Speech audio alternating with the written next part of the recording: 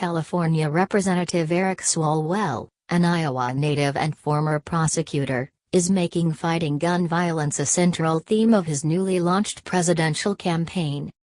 The congressman, who announced his bid in the crowded Democratic on Monday, is proposing a ban on and federal buyback of all 15 million assault weapons in the U.S. The 38-year-old congressman wants to exempt law enforcement agencies and shooting clubs. "We should take the most dangerous weapons out of the hands of the most dangerous people," Swalwell said in his campaign launch video. The video also plays up his roots in Iowa, a state that could be critical because it's the first to hold a caucus for the 2020 presidential elections. Swalwell, who sits on the House Intelligence and Judiciary Committees, has been a frequent critic of President Donald Trump and his policies, charging they are hurting ordinary Americans. Also, he has said Americans are struggling and feel disconnected and hurt by the policies of President Donald Trump. "You look your family in the eyes and ask, how is our future any better off than before this guy came around?" Swalwell says in the campaign video. He made his 2020 announcement on Monday evening on CBS The Late Show with Stephen Colbert. Swalwell has proposed a variety of initiatives to create more jobs and opportunities, including workforce training, infrastructure investment and tax changes to boost growth in low-income communities. Still, Swalwell is seen as a long-shot candidate with several other rivals already showing stronger polling among likely voters, including former Vice President Joe Biden, Senator Bernie Sanders of Vermont and Senator Elizabeth Warren of Massachusetts. An Iowa poll released a month ago of likely caucus participants in the state found Swalwell wasn't a first choice of any survey participants.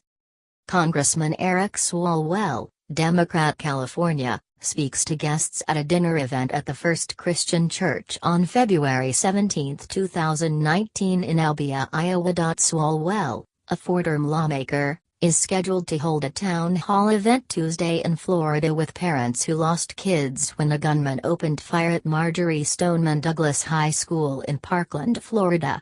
The massacre left 17 students and teachers dead.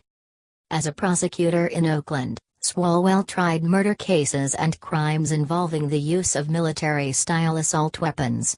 He comes from the same San Francisco Bay Area District Attorney's Office as another 2020 presidential candidate, Senator Kamala Harris of California. Also, Swalwell's father is a former police chief in Iowa, and two of his three brothers are in law enforcement. "My dad used to take me hunting when I was a kid," Swalwell told CNBC in February. "When I was a prosecutor, I would go to the range and shoot to understand the weapons on the streets." In 2013, he co-sponsored a bill to ban assault weapons shortly after being sworn in as a member of Congress. The legislation, similar to a ban that expired in 2004, failed to get through Congress.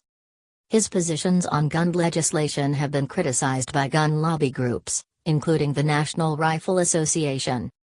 Besides an assault weapons ban, Swalwell wants background checks on all gun purchases and investments to prevent gang violence.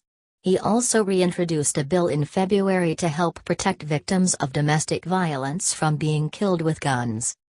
The Democrats' campaign headquarters is in California, and he has already hired staff in several early voting states, including Iowa, New Hampshire, and South Carolina.